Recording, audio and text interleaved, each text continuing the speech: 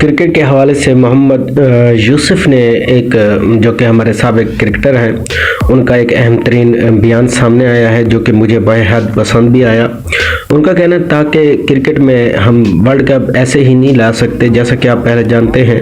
کہ عمران خان نے یہ ورلڈ کپ جیتا تھا تو وہ 3 دفعہ یہ ورلڈ کپ کھیلے تھے، تو اس کے بعد انہوں نے ورلڈ کپ جیتا تھا۔ تو اب